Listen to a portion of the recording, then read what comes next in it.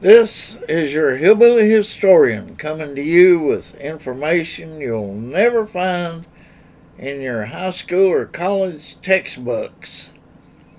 Today I want to talk about Prohibition, the Volstead Act, 18th Amendment to the Constitution of the United States, which outlawed the making of alcoholic beverage of any kind, the transportation of, or distribution of, or the sale of.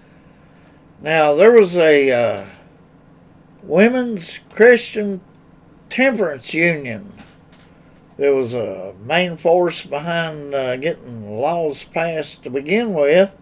They were working state by state, and then the Anti-Saloon League, which was one of the most effective organizations in American history for a single issue promotion. The Anti-Saloon League is the one that was the driving force behind the Volstead Act, or the Prohibition Act, to outlaw drinking of alcoholic beverages of any kind. And these movements had a lot of different organizations which joined in and helped.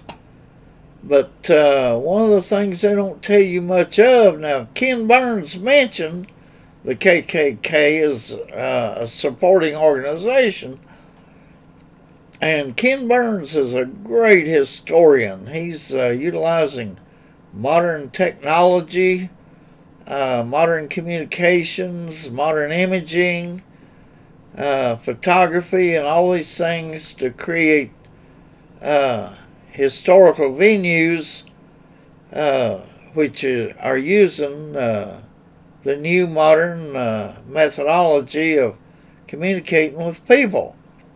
And he's done a great job. He did a great job with the Civil War. He did a baseball series that was really good, a series on American jazz. He did one on Prohibition, the roots of Prohibition, and it was a good one.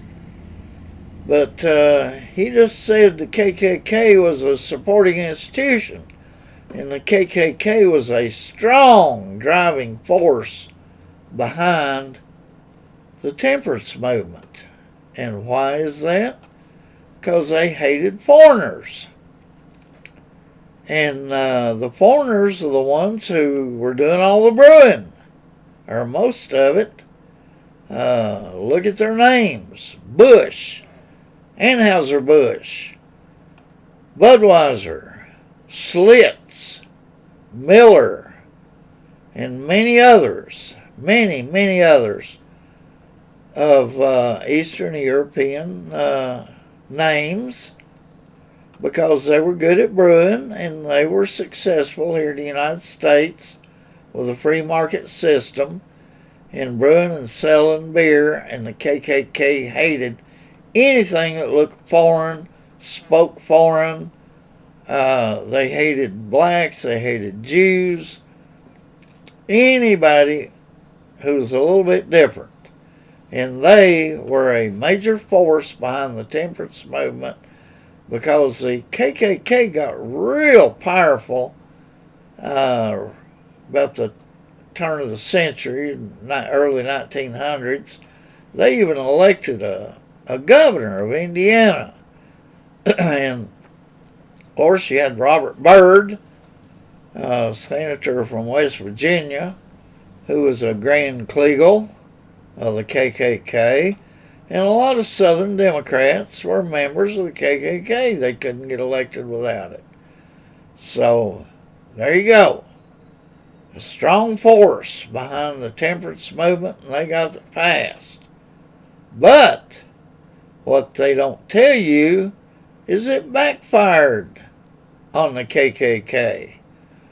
Because the temperance movement made small gangsters, mobsters in our cities, urban areas, it made them illegally supply alcohol, and they just got filthy rich providing beer and alcoholic drinks, good alcoholic drinks.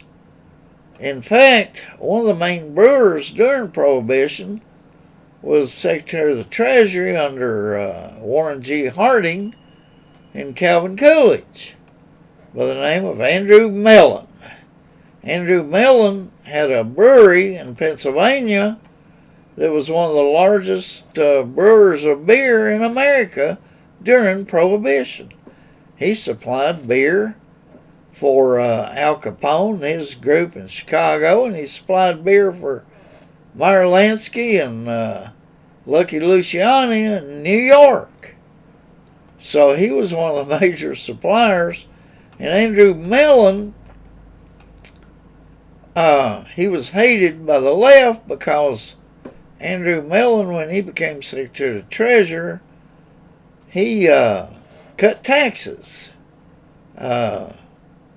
Because Woodrow Wilson and Cordell Hull gave us Karl Marx's graduated income tax system in 1916, and it was sucking the wealth right out of the American economy.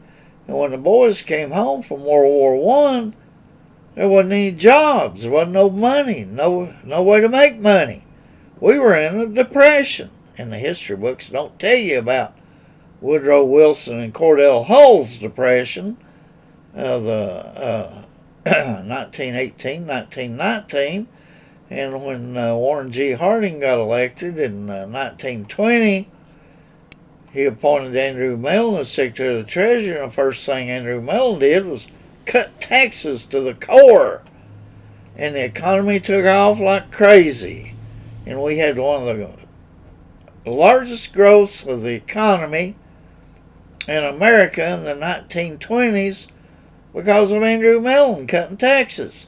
And the left hated him for proving that low taxation leads to a strong economy.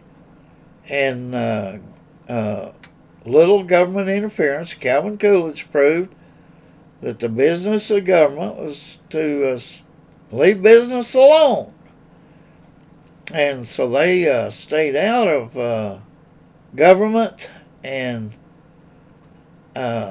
Andrew Mellon was hated by the left, and when FDR took office as president in 1933, first thing they did was they did Andrew Mellon like they're doing Donald Trump today.